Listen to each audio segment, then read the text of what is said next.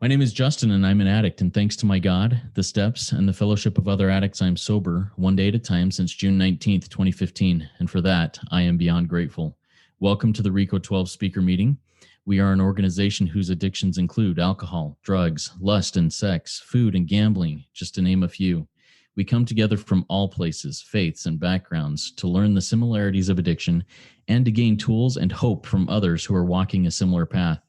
We invite recovering addicts with at least 1 year sobriety and who are actively working their recovery in their respective fellowships to share their experience, strength, and hope on a live Zoom meeting each Friday at noon Central Time for 20 to 25 minutes.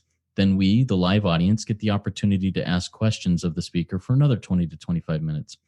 In order to ask questions, if you're here live, please type them in the Q&A link at the bottom of your Zoom window. If you are hearing this podcast recorded and would like to participate as a live audience member in the future, or even if you'd like to be a guest speaker for a future meeting, we're filling slots in January right now, please go to www.RECO12.com to learn more and submit your email address there to receive weekly invitations or to submit to become a guest speaker. RECO12 is an ad-free service, and we appreciate your help in keeping it that way. We gratefully accept contributions to help cover the costs of the Zoom platforms, podcast platform, web hosting, and administrative costs. To contribute, you can go to RECO12.com/support, or you can click the link to PayPal. In the chat of the live meeting, when you contribute, please specify the meeting number. This meeting is meeting number 21. Last week's meeting was with Phil L. and his experience with going from self-hatred to God's love, and that was a powerful meeting. If you missed hearing that one or any other speaker meeting we have done, you can listen to them in podcast form by searching for RECO12 Speaker Meeting Podcast on virtually any podcast platform that you use. Or you can go to the RECO12 website and find it under the link podcast. If you find value in this speaker meeting and podcast, please take a few minutes now to go rate and review it in the podcast platform of your choice. This will help us work our Step 12 and share this message with more of the addicts who suffer. Also, please feel free to share an episode that has resonated with you, with your recovery fellowships, or with other loved ones. Now, let's introduce our guest speaker for today. His name is Damon W, and his topic is controlling the controllables. Now, here's a little bit about Damon. Sentenced to 65 years in a Texas prison, Damon once had it all. At 20 years old, he was a Division I starting quarterback. After a career-ending injury, Damon was, by all outside appearances, very successful. But it all came crashing down when he turned to hardcore drugs to cope with the disappointments of life. After a fateful discussion during his incarceration with a seasoned convict, Damon had a spiritual awakening. He learned a lesson about a single coffee bean that changed his whole perspective. Armed with a program of recovery, a renewed faith, and a miraculous second chance at life, Damon emerged from over 7 years of prison, a changed man. His story of redemption, grit, and determination continues to inspire many today, and I know it will inspire you, as it has me, as I've heard him speak before. Damon, take it away. The floor is yours. Hey, man, thank you very much for having me today, and I really appreciate the opportunity to share my experience, strength, and hope with a recovery crowd. Because, look, in my life, my program of recovery is everything. I mean, without a program of recovery, well, I'll fail. I mean, I know how much I'll fail in life. Hang on.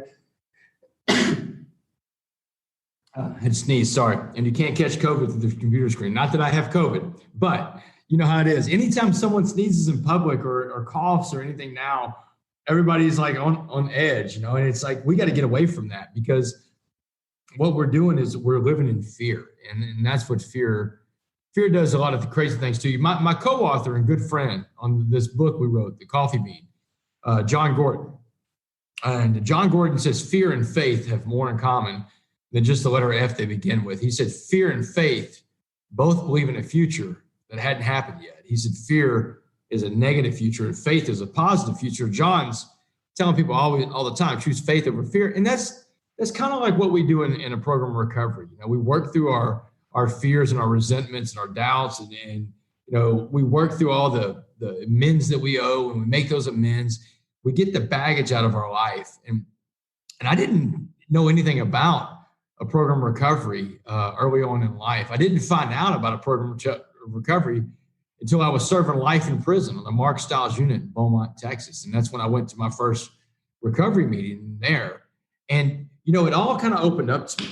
One morning, we start off with that beautiful prayer, the serenity prayer. And there's so much in that prayer. And hearing the prayer before this morning that I heard it when this guy brought it into the meeting, I didn't really think about what it meant, but he came in that meeting. He said, hey, we're going to diagram the serenity prayer today. So I was like, okay, I'm game. So he says, all right. So he says, the first line of the prayer, he said, God, grant me the serenity to accept the things I cannot change. And when we talk about God, we're always talking about a higher power here. Let's just get that out there right now. So God, grant me the serenity to accept the things I cannot change. He draws a line from one side of the chalkboard to the other in the prison chapel. And he said, that line represents God's line. And he said, God's line, Damon, is infinitely long. He said, you can't fathom the size of this line. He said, but every time you try to grab something off of God's line, you hurt yourself and you hurt other people. He said, because God doesn't need you to play his role. God knows how to do his job. Stay off of God's line. And he said the second part of the prayer, the courage to change the things I can. And he went and erased a little inch out of that line. And he held his fingers up an inch apart for the whole chapel room to see. And he said, that line represents your line right there, the things you can change. He said, your little line, your little 1-inch line is called humility, because he said humility is defined as being right-sized. And when we are right-sized, then we can be useful to other people. And he said, and on your little 1-inch humble line are the things you control. The 4 things you control in life are what you think, what you say, what you feel. And he said, most importantly, Damon West, everybody's going to see what you do, your actions, what you think, what you say, what you feel, and what you do. Those are the 4 things you can change, the second part of the prayer. But he said the last part of the prayer was the most important for us addicts, is the wisdom to know the difference between the big line and this little bitty line right here. In my book, The Change Agent, my autobiography, The Change Agent, I have a chapter in that book called Not on My Line, because there's so many times a day that I have to remind myself, Damon, that's not on your line. During the coronavirus, during the pandemic, I'm sitting here as frustrated as everybody because, the world is shut down. Things aren't happening anymore. And you can't make sense of all this. But, the World Health Organization, the White House, the CDC, none of these people called me up and said, Damon, how do we fix this? I mean, I know how to fix it, but no one's calling me. So in the absence of that, I've got to look at the things I do control in life. And the 4 things I control, there's plenty on my plate to work on every single day. And that's what I've made a philosophy of my life to work on. Because whenever I was in prison, it took me a while to buy into this idea that I only control those 4 things. But when I finally did, and I said, hey, you know what, higher power, you got those other things. I'll take these 4 things. And I'm not going to waste any more time with things I can't control. Because when we waste our time, we waste the most precious resource we have is time. And once time is gone, it's gone for good. And all the money in the world can't buy 1 more second of that stuff that we call time. Let me tell you a little bit about time and doing time.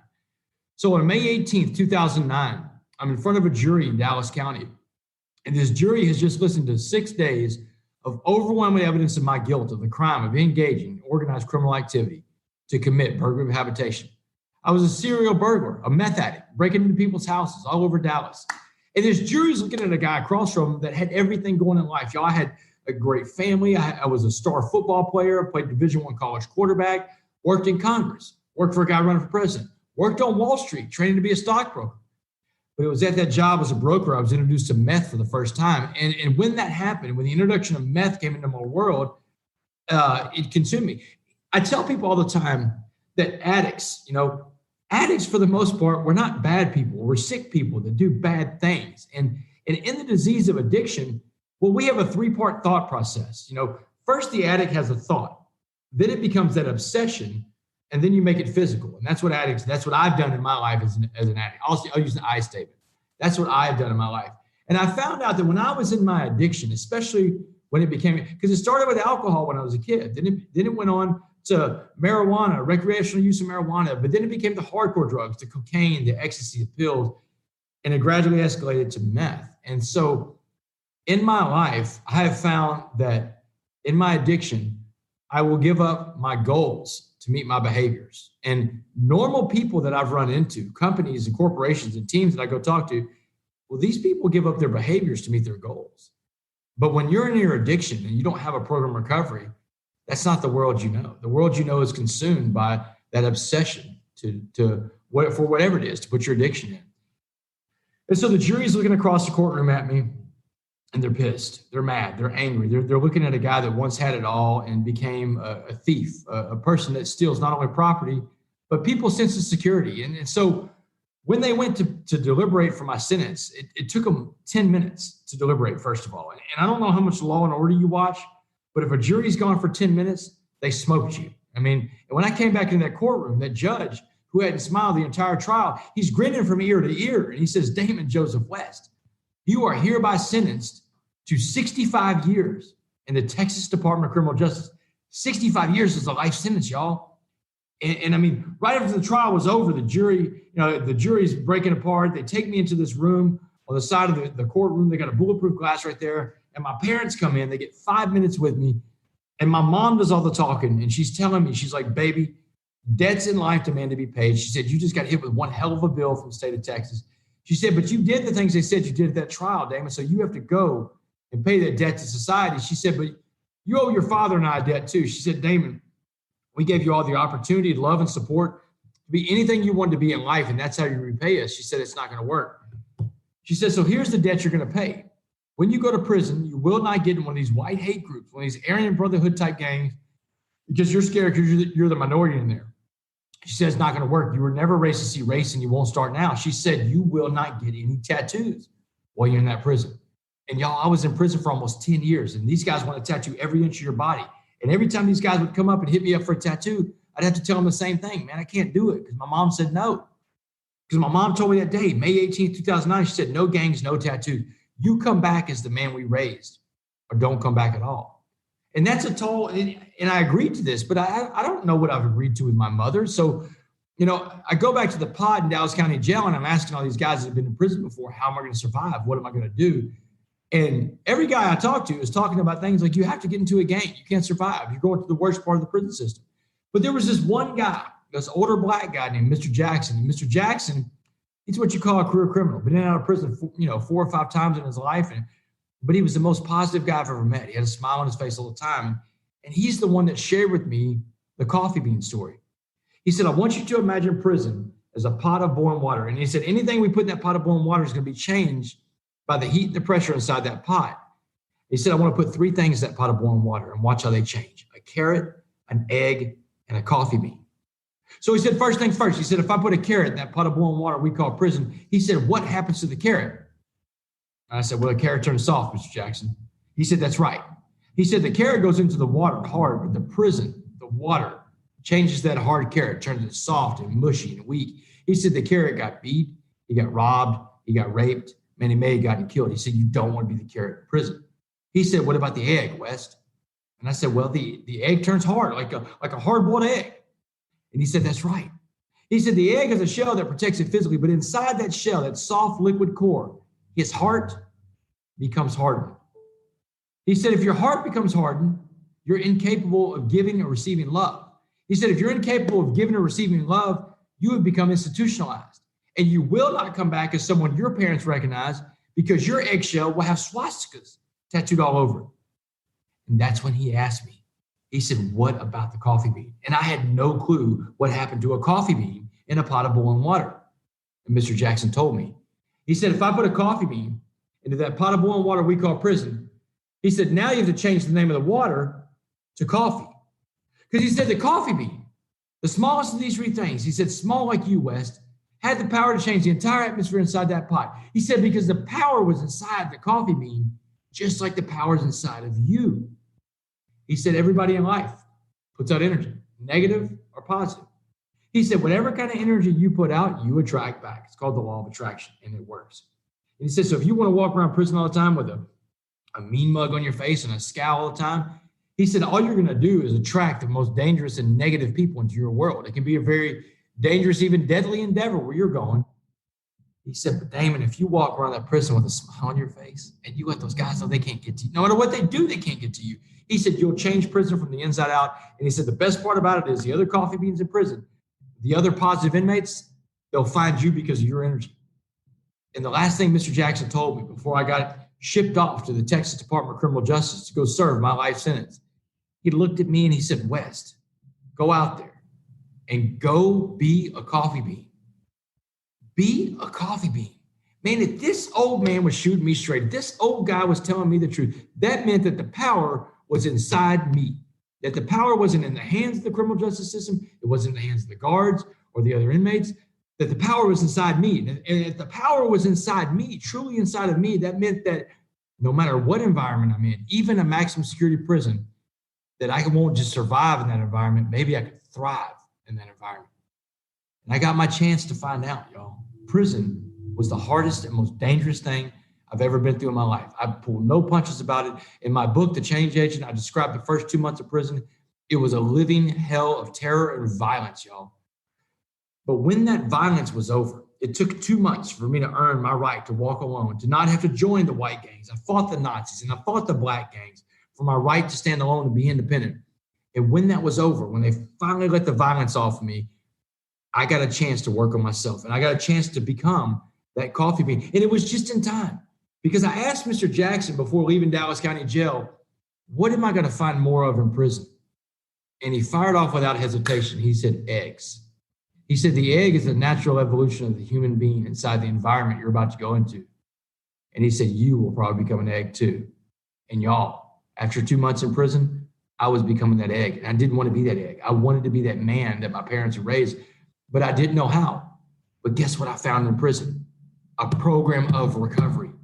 And then I started getting the answers. Then I started understanding why it was that I would lay in my bunk at night with my cellmate, who was a cocaine dealer in prison.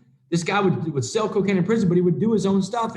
And I'm watching him get high one night. He's bouncing around in a little 10 by 12 cell, which, by the way, it's not a good place to do cocaine. It's a 10 by 12 cell. I mean, you can only clean up a cell so much with a toothbrush. I mean, there's not much room to move around. But this guy's doing coke one night, and I remember thinking to myself, as I'm reading the Bible, I think, man, I used to love doing cocaine. And you know, cocaine was a fun drug. And then I'm like, what am I doing, man? I'm serving life in prison, and I'm talking about doing drugs again. Obviously, I need more help. So I sign up to go to an AA meeting in prison, an AA-NA meeting that comes on Wednesday mornings. And I got my slip of paper, my lay-in that says to go to the chapel Wednesday morning at 7:30 for your AA-NA meeting. And I remember looking at this slip of paper, and I'm an addict, y'all. I got crazy thoughts in my head. When I'm looking at this, it says, be the chapel. And I'm thinking, man, the chapel, man, there's 3,000 people in this prison unit. 80% of the people locked up have substance abuse issues. They can't have this meeting in the chapel. That's 2,400 people that are going to be at this meeting. And this is going to be, we got to hold this in the rec yard. It's going to be like a Rolling Stones concert. They're going to bring guards in from another unit. Everybody's going to be at this AA meeting in the morning. Y'all, when I got to the chapel that Wednesday morning for that first meeting, I knew that I was in the right room inside that prison. There were 50 other guys and me that came to work on the disease of addiction that day. Various diseases of addiction too, by the way. It's not just limited to AA and NA. It was every kind of addiction you can think of. But only 51 guys out of 2,400 potentials got up on Wednesday mornings to work on themselves. And I knew I was in the right room. And that's when I had the thirst of understanding myself and understanding this disease of addiction. And I got tools in my program of recovery. You know, I became that coffee bean inside that prison. And there's 5 ways that I became that coffee bean. And the first rule of being a coffee bean was about having positive body language. This is one of the controlling the controllables. You can help control the energy in a room, every room you go into, with your smile. I found that out in prison. And what happens when you smile is you're releasing endorphins inside your brain. You're releasing a chemical that makes you feel good already. And other people see you smile, they read your body language, and they smile back. And what happens in these rooms full of smiling positive people, even in a prison full of smiling positive people, negative people get 2 choices. Most negative people in a room full of smiling positive people, you know what they do? They get with the program and become positive too. But you know why? Because human beings have this inherent need to want to belong and be loved. At the core of being human, we want to be part of the pack, part of the herd. We don't want to get left behind. But there are the exceptions, the ones I call the hardcore, hard-boiled eggs. These people you can't penetrate no matter what you do to find out what ails these people. In a room full of smiling positive people, they get out of the room. They quit. They quit their teams. They quit their jobs. They quit their school. They quit their organization. They don't want to be around that kind of positive energy. And you know what? That's okay, because you have to work on yourself. The only person you can control is you. And so you have to work on yourself, but you've got to create that positive energy everywhere you go. First for yourself, and second for those around you. The second rule of being a coffee bean is getting up every day and working out on yourself in 3 areas: spiritually, mentally, and physically. What does this mean to spiritually work out? When I get up in the morning, I say the same prayer that I learned when I got into recovery, that recovery group in prison. It's the same prayer I say today. It's the only thing I pray for every single day. I ask my higher power, I say, hey, put in front of me what you need me to do today for you, and let me recognize it when I see it, because I don't want to miss that. And I don't ask for anything else from my higher power. Do you know why?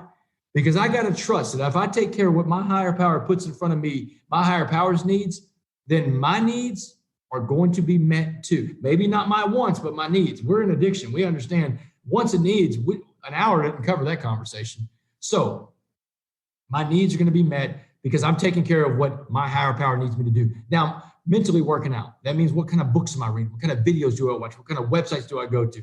My social media feed. What am I feeding myself? You are what you eat. That's not just about food. That's about everything you put in this brain up here. And you control that. What are you feeding yourself mentally? Look at our country right now. Our country is sick. And I'm not talking about any one political side. I'm talking about both sides. People screaming at each other, yelling at each other. We can't find common ground. That's not normal. But it's because people choose to feed themselves negative things. And that's a choice. And speaking of feeding yourself physically, take care of yourself. Try to eat the right food. Get enough rest. Get a little exercise. You get one body. You can't give what you don't have. So spiritually, mentally, and physically, coffee beans get in shape every day. Third rule of being a coffee bean is the secret to life. And the secret to life is called servant leadership. And servant leadership is helping other people achieve their goals in life, helping to raise other people up to a different station of life. Because when we're helping other people, that's when we are at our best. That's what we are called to do, by the way. That's what your higher power needs. And when we're helping other people, by the way, we're not bogged down in our own problems. When we find a way to get outside of ourselves, outside of self is where this recovery happens. Growth takes place outside those comfort zones. And spiritual growth takes place out there too. Servant leadership is the secret to life. And the most fundamental necessity to being a servant leader is humility. Humility. That one word, humility, that being right size. The fourth rule about being a coffee bean is the one I gave to you a while ago. It's about the 4 things you control in life: what you think, what you say, what you feel, and most importantly, everybody's going to see what you do. How well can you stay on your line every single day and stay off of your higher powers line? That's the real test every day of controlling the controllables. Because when you veer off of your line, well, you're not watching the stuff that's on your line. And what happens? Well, I'm going to tell you what happens next, because the 5th rule about being a coffee bean goes right into that. The 5th rule about being a coffee bean is what I learned when I walked out of prison. November 16th, 2015, y'all. I did 7 years and 3 months on a life sentence, and they let me go on parole. I'm on parole for the rest of my life. I get off of parole in 2073.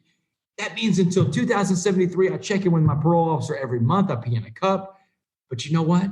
I don't care about parole. Not that I won't do the things they ask me. I'm a law-abiding citizen. I'll do everything parole asks me to do. But I'm not worried about going back to prison, because today I am armed with a program of recovery that I work with a sponsor, and I work the steps. Because you can't just go to these meetings, sit in the back of the room, and think it's going to be absorbed by osmosis. No, you've got to get in and work this program. But today I have a program of recovery, and today I'm a coffee bean. And I'm telling you, the 5th rule about being a coffee bean is this: your past does not define you. Your past wins don't matter, and your past losses don't matter, because your past is your lesson, a lesson that you learn from and that you teach others with. You give away that lesson. That's what we talk about in the rooms of recovery. You got to give it away to keep it. That's your lesson. The present today is a gift. And when I say a gift, I don't mean a gift for you. It's a gift for what you could do for other people. How much did you do today to pack into the stream of life? What did you pack into the stream of life today? Were you a good person today? What did you do to help someone else today? Because if you're walking around and you spend a day that you couldn't find one person to help, you weren't looking hard enough, or you're not trying. Your past is your lesson, the present is a gift, and the future is your motivation. So here it is. Here's the warning in my presentation. The warning for all addicts and non-addicts too, I might add, is this: motivate yourself with the right things. Motivating yourself with the right things means you put your value, your identity, your self-worth and the things that really matter, not things of this world, not the material things. When I hear about people saying, the most important things they value are their jobs, their homes, their cars, their bank accounts, the kind of clothes they wear. Look, I'll give it to you. Some of these things are pretty important. Your job, your home, your car, your bank account. I get that. But guess what? You can downsize all of those things and still live a happy life. But you can't downsize yourself. You can't downsize that soul of yours. And what happens is when people put their value, your identity, your self-worth in the things that can be taken away from you in a pandemic, in an economic depression, in a prison sentence, then you become a prisoner too. And what I'm about to tell you, you can take from the perspective of a guy that lived almost 10 years in a maximum security prison, or the fact that when I got out of prison, I went back to school and got my master's in criminal justice. Today, I'm a professor at the University of Houston. I teach a college class at the University of Houston downtown called Prisons in America. I was in a prison less than 5 years ago serving a life sentence. And today I teach the next generation of criminal justice practitioners about prison in America. So I can tell you with authority that I know what the toughest prison in this country is. The hardest place to do time in the United States of America is the prison in your mind. I meet more people out here in the free world that are locked up than I ever did when I was in prison. It's like I'm walking around a giant penitentiary when I'm going around America, and I see these people that are prisoners in their minds. And what happens when we become a prisoner in our mind is we lose sight of the most important things. Today, I'll give you my example of what I do. I'll use an I statement. I put my value, my identity, my self-worth into three things. My program of recovery, my higher power. That's the first thing I put my identity in. My second thing is the relationships I've built along the way in life. And the third thing is my ability to serve other human beings. There's no pandemic. There's no economic downturn. Hell, there's no prison sentence that can take away one of those three things. And you know how I know this? Because I walked out of prison with nothing but those three things. I walked out of prison with nothing but those things. And those things have carried me through. Primarily, up first and foremost is that program of recovery, y'all. I cannot stress this enough. Us addicts have to have some form of a program of recovery because that gives us tools to live our lives by. Because you know what? We can get better, but we're never going to get well. We're never going to be cured of this stuff, but we can get better and live normal lives. So I want to wrap this up with what I call my call to action. And my call to action to you is this. It's about controlling the controllables. Life is a pot of boiling water. But you've got three choices of how you want to respond. And now you've got three names for them. You can be like the carrot that turns soft and sad and weak when you have a bad day. Hey, guess who was the carrot last week? This guy. Or you can be like the egg that turns hard and mad and mean and angry. No one wants to be around the egg. Egg last week, this guy. My wife told me I was the carrot and the egg in the same day. Yeah, I had a bad day. But guess what I learned in the maximum security prison? I'm going to share one more prison lesson with you right here, is this, that no matter what time of the day, 9 o'clock in the morning or 9 o'clock at night, I can start my day over anytime I want. If I'm having a bad day, I can stop my day, step back, pause, take a breath and relax and start my day over. And you can too. Having a bad day is a choice. You choose to have a bad day because you can stop your day, start over, and then run and jump into that pot of boiling water called life. And you tell life, you know what? Turn it up. Turn the temperature up. I got this. And the longer the coffee bean sits in that pot of boiling water, the stronger that pot of coffee is going to be. So my call to action, each and every one of y'all today, is this. You go out there and you go be a coffee bean. Be a coffee bean. Thank you very much. Holy crap, Damon. That was awesome. Thank you so much for that. Awesome. I loved a lot of those things that pretty much everything you shared. And we'll get to that. I've got some questions and if anybody here in the live audience has questions, please, once again, reminder, type them in the Q&A bubble at the bottom of your Zoom screen. Looks like two speech bubbles overlaid with each other. And we'll get those asked to Damon. Before we get to those questions, Damon, if you wouldn't mind taking just a minute to share a little bit about the fellowship, the recovery fellowship you belong to, and how that, and you've already shared some of this, how it helps you today, but how does that help you today being a part of that fellowship? So when I was in prison, I was locked up in the town, right by the town I live in now, Beaumont, Texas. I grew up right by Beaumont, and I live in a town, I live 4 miles from my prison. To be honest, I jog by my prison to this day. I'm on the other side of the rec yard this time, yeah. So My recovery group, my home group, is the one that the guy that brought the meetings into prison. And I talk about him in my book, The Change Agent. Of course, I changed his real name to protect his anonymity. I call him Ray in my book, The Change Agent. So Ray is he goes to a home group called Keep It Simple. And I would always tell Ray when I was in prison, Ray, when I get out one day, I'm from this area. Your home group's going to be my home group. And man, these guys bringing an AA meeting into a prison. These guys get lied to more than the police, man. He's like, yeah, sure, man, whatever. Yeah, I'll see you there. November 16th, 2015, almost 5 years ago to this day, I walked out of prison. Not necessarily a free man, but free from physical prison. And I went to my first meeting in the free world that night at the Keep It Simple group. And when I walked in the door, Ray looks at me and his jaw drops to the ground. He's like, you made it. And I'm like, yeah, man, I made it. I told you I'd be here. And I said, and I was in tears. I was like, man, I need a sponsor. I don't want to go back. I can't go back, but I can't do this alone. I need this program recovery on the outside. And I need a sponsor. And he said, I'll be your sponsor. He said, if you're willing to go to any lengths to stay sober, I'll be your sponsor. And I said, I would do it. And so now today I go to the Keep It Simple group in Beaumont, Texas. It's an AA group. That's my 12-step program recovery that I go to. My sponsor is there. We stay in close contact. I do a lot more traveling now. And when I'm traveling on the road, I do a lot of big book stuff and daily reflections. I carry both of those around with me. I try to make 2 to 3 meetings a week still. I work with Ray with the steps. I try to run through the steps at least once a year because I got to clean that baggage out of my life. And what I learned about my life in recovery is that I've got to keep my side of the street clean. And what that means is that I've got to clean out the baggage in my life. And it's like when you're making apologies. You make this, in my 12-step program, on the 8th step, we make a list of all the people we've harmed and we'd be willing to make amends. And on the 9th step, you go and make those amends if you're not going to cause anybody harm by doing it. And I've learned a very valuable lesson on making amends in that 9th step is that no one has to accept your apologies. That's not part of the deal. The only part of that equation that affects you is you have to be willing to sincerely make those apologies to other people. And I did. And there's some people that told me you were sorry SOB then, and you're a sorry SOB now, get out of my face. And my response was only, okay, thank you. Because now my side of the street is clean. But the other part of having a program recovery that's helped me out is this. So 13 months out of prison, it was December 2016, been out for 13 months. And I'm at a Christmas party with my friend and his wife, and people drink around me all the time because it's me that's got to change, not other people, right? And I go to AA because alcohol was my first problem that I ever had with addiction. Before there were the drugs, it was alcohol. I was a raging alcoholic when I was a kid. And so I'm at this party.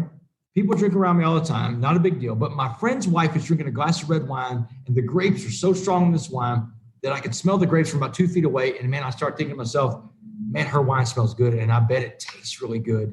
And I start thinking about having a glass of wine. And I stop, and I'm like, oh my God. And my friend's like, what's wrong? I said, I got to go. So I run outside, I get in my car, and I call my sponsor from the parking lot. I don't even leave the party.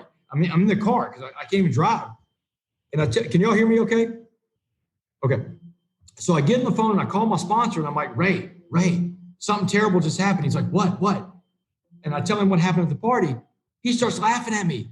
And I'm like, man, this isn't funny. What are you laughing at? He said, you're an alcoholic and an addict. You're going to have these thoughts all your life. He said, that's what you do. That's what your brain does. He said, he says, as an addict, he said, your brain likes to repeat success. It's called euphoric recall. He said, your brain wants to repeat success. It doesn't remember how bad things were when you were drinking and drugging. It remembers the good times. It's like that breakup that you had at some point in life where you thought about calling that ex about 6 months later because you're like, well, I kind of missed that person. It wasn't that bad. Yeah, it was that bad. You left that person. So he said, so look, man, you got a program of recovery. You just used your first step. You called somebody because that's what Ray told me. He said, promise me if you ever get the urge to drink or do drugs, you will call me first. And so he said, congratulations, you used your first tool. Now let's use the second tool. This was a great one too. He said, it's called playing the tape out all the way to the end. He said, I want you to imagine you're back in that party and you go ahead and have that glass of wine. Let's drink that glass of wine. We need to know what's going to happen next. He said, are you there? Are you drinking the glass of wine? I was like, yeah, Ray, I got it. I'm drinking the glass of wine. He said, good. He said, now that glass of wine is telling you it wants something else because wine wasn't your drink. What was your favorite drink? And you got to understand that Ray is a recovering addict, drug addict, alcoholic, been to prison. So this is going to be a crazy conversation if you're not an addict. He said, what was your drink? I said, bourbon. I love bourbon. He goes, I love bourbon too. He said, drink up all the bourbon you can, because that's what the wine's really telling you. He said, but look, man, you're doing bourbon now and you like to do drugs. I like to do drugs. He said, what drug did you like to do with that bourbon? And I said, cocaine, because you can't drink bourbon without doing cocaine. He said, that's right. He said, you got to have cocaine if you're drinking bourbon. He said, now do the cocaine, because that's what the wine's telling you. He said, but Damon, I remember your story. It wasn't cocaine that was your drug of choice. Cocaine was the one that did you in. What was it you told me about? And I paused and I said, meth. I said, meth. He said, that's right. He said, you loved meth. He said, now do that meth, because that's what that wine's telling you. That wine's really telling you we need to do that meth. So smoke that meth. He said, are you smoking the meth? I said, yeah, I'm doing it, Ray. He said, good. He said, hey, tell me something. How's parole going? I was like, oh man, I didn't think about parole. He said, well, we don't do that. As addicts, we don't think about anything but we have this obsession with getting high, getting drunk, whatever our addiction is. He said, that's what we obsess over. He said, we don't think about things like parole and our kids and our family. He said, now what did Texas tell you if you couldn't complete the conditions of parole? What did they say would happen to you? I said, they told me I would go back to prison for the rest of my life if I come back in handcuffs. He said, all right. He said, so where are you now? And I said, Ray, I'm on that white prison bus again, chained up to another human being. I've just destroyed my family for a second time, and I'm going to prison for the rest of my life. He said, yes, you are.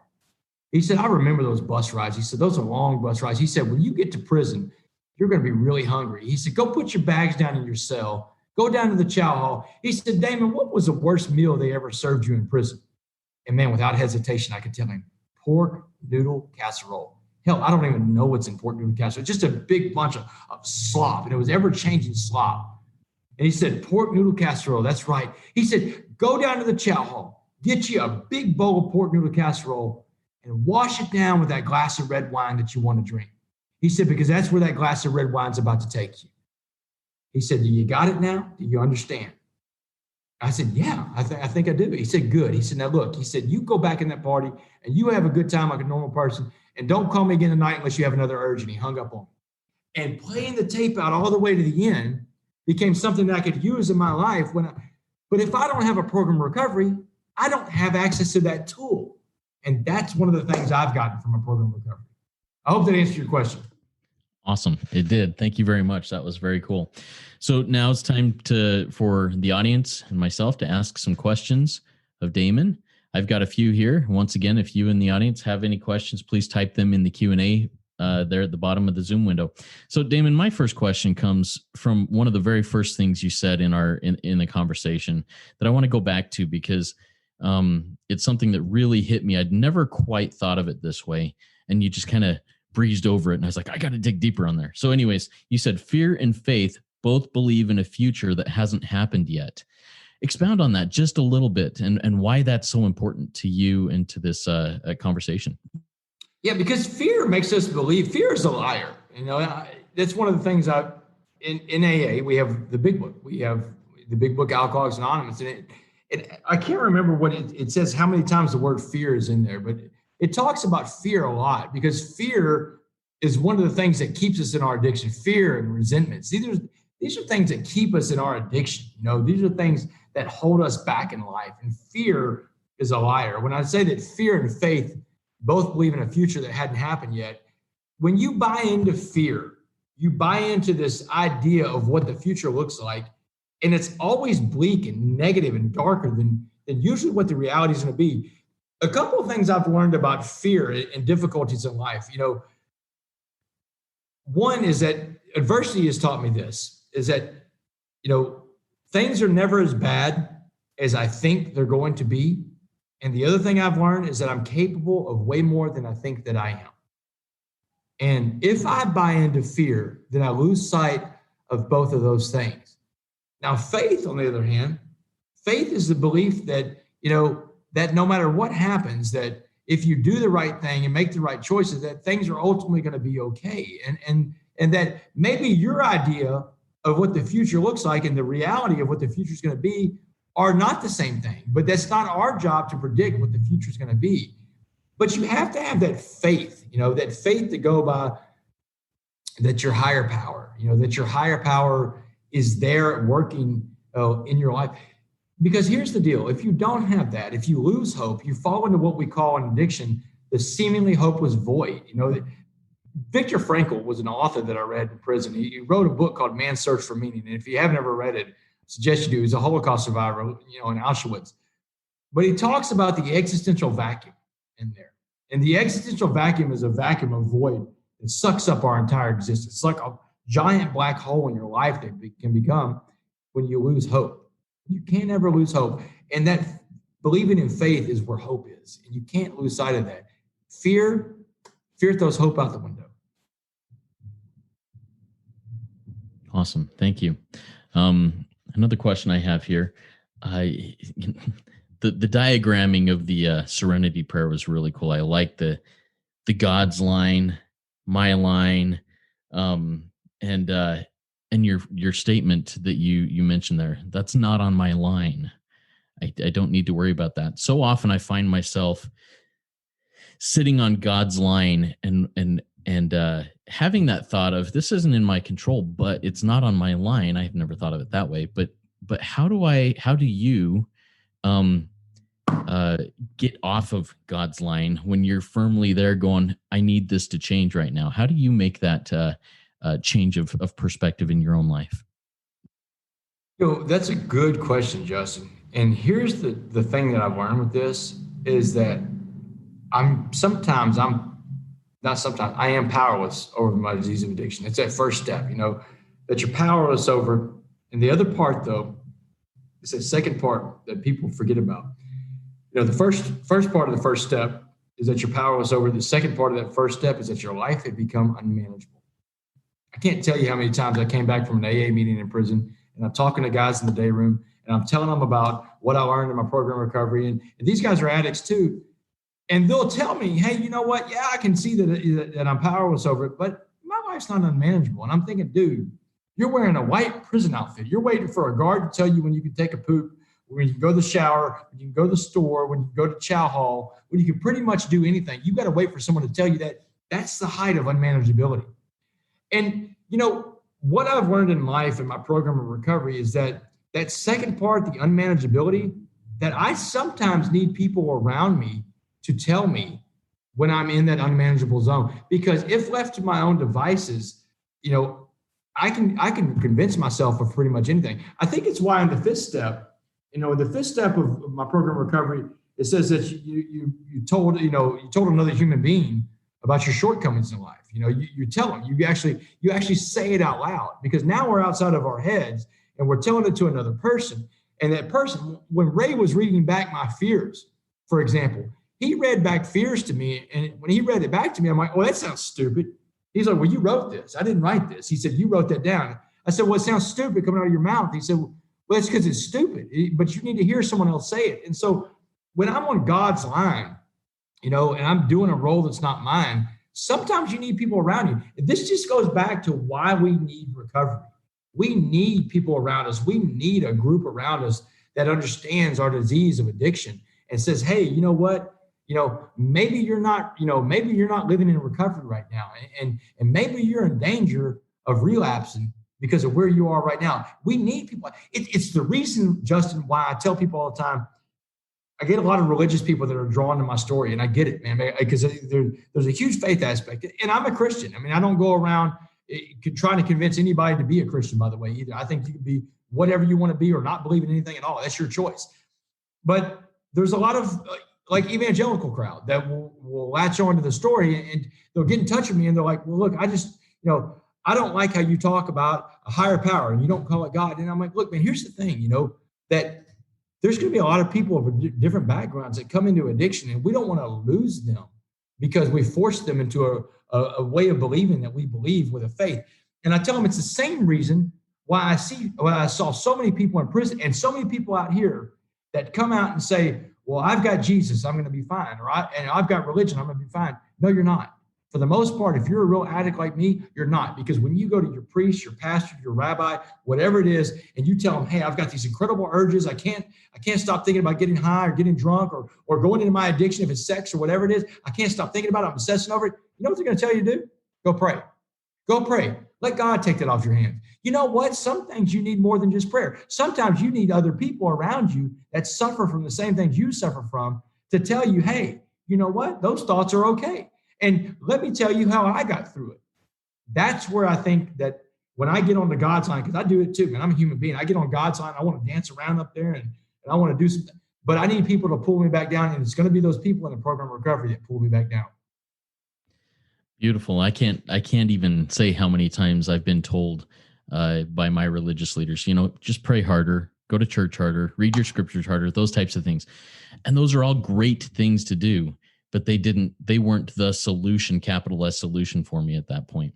And if they were, that everybody would be able to do it. It would be okay. And we wouldn't have as many problems with addictions we do, but it's because us addicts might need something more. And religion is great. I've got a family. We go to church. We raise our stepdaughter in a church because there's great values. And religion is great, but religion is a man-made concept. Your spirituality is your conscious contact with your higher power. And that's something that's inside you. And that's something that when you go to a group of people that have the same idea of what the higher power does in the program recovery and the powerlessness of it all, powerlessness, man, that's the key word with what we're talking about here. We don't have power over this stuff. And if praying worked, Justin, then everybody would be okay. But it doesn't work for everybody. Right. Very cool. We had a question come in from one of our live attendees here, Evan. He says, and this is a step-specific question, so interesting. Do you have any tips on how to work step 10? I find it complicated to strive to be better each day and allow God to remove all of my character defects and also being okay when I have failures because I am far from perfect. I don't want to use my imperfection as an excuse to not be better each day. So what are your thoughts on that, Damon? Step 10 is important because that's running you back through 4 through 9 every day.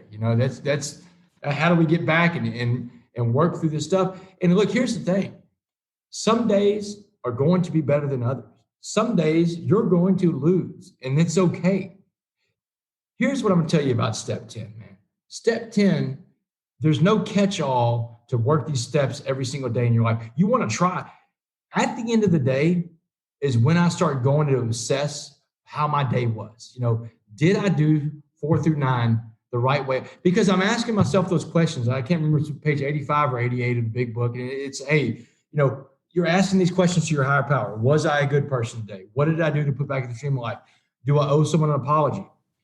I ask another question of my higher power. Do I owe someone forgiveness? Because that forgiveness thing is a two-way street. I mean, you want to be forgiven for the things you've done, but are you willing to forgive everybody for what they've done?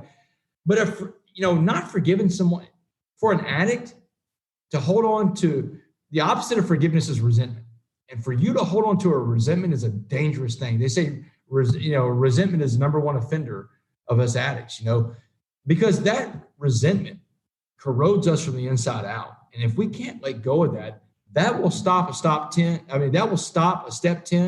and 4 through 9 every single day. Because in your step 4, you're talking about your resentments and you got to get those out. But you got to get those out of your mind and out of your. I try to let go of that stuff every night and just lay there in bed and tell my higher power, okay, I'm done. One of the things that I've used is this phrase. It's 4 words. I have no enemies. I have no enemies. That doesn't mean that I'm not someone's enemy. I mean, that's up to someone else. But I choose to not have any enemies. I have no enemies means that I'm not taking that garbage into my spiritual life and letting it destroy what I have today, the serenity that I have today. I'm not letting that kind of stuff affect my life. And that's something that is so important on a step 10 is to also add in getting rid of those resentments. Because a lot of people, if you're like me, I'll use an I statement. I like my resentments. I like to waddle around in my resentments and get comfortable in them. But it's like a dirty diaper, It may feel warm and mushy at first, but eventually that diaper is going to get nasty, That's what a resentment is like. And a resentment is like drinking poison and hoping the other person dies. They don't work out for us. And remember this, this is a lesson that I learned in Dallas County Jail from Mr. Jackson, is you don't have to win all your fights, but you do have to fight all your fights. You're going to lose some days. That's going to happen. And that's okay. But it's just important that you get back up and keep fighting, that you don't ever give up and you don't ever forget your program recovery, and that your higher power has this, that things aren't ever as bad as you think they're going to be, and you're capable of way more than what you think you are. These are important things to remember. Awesome. And I have one more question before we go into our closing wrap up here. I've got to wrap up, and I've got a presentation I got to do in about 5. So if we can wrap up. Why don't we just wrap it up then? Very good. I'm sorry, Justin. I'm at a high school here in northern Texas. So awesome. Yeah. Okay. So I'll just wrap it up here real quick. Thanks again, Damon. That was a great RECO12 weekly speaker meeting for all addicts and wanting to learn more about addiction and the recovery therefrom.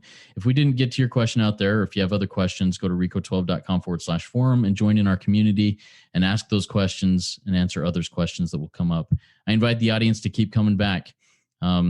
Submit your email address at RECO12.com so you can get on that invitation list. So you can get future meetings. Next week, we will be hearing from Cindy H., who is a codependent. We're excited about that one. Damon has requested that we launch into the rest of our day with the Serenity Prayer, and I'll be saying the full version, the we version of that prayer. So join with me if you wish to. God, grant us the serenity to accept the things we cannot change, courage to change the things we can, and the wisdom to know the difference, living one day at a time, enjoying one moment at a time, accepting hardship as the pathway to peace, taking, as he did, this sinful world as it is, not as we would have it, trusting that you will be able to make things right if we surrender to your will, so that we may be reasonably happy in this life and supremely happy with you forever in the next. Amen. Keep coming back. It works with you. If you work it, so work it. You are worth it. Thank you, Damon. That was worth it. Thanks, Justin. Appreciate you. Thank you for the time. Thank you. Bye-bye.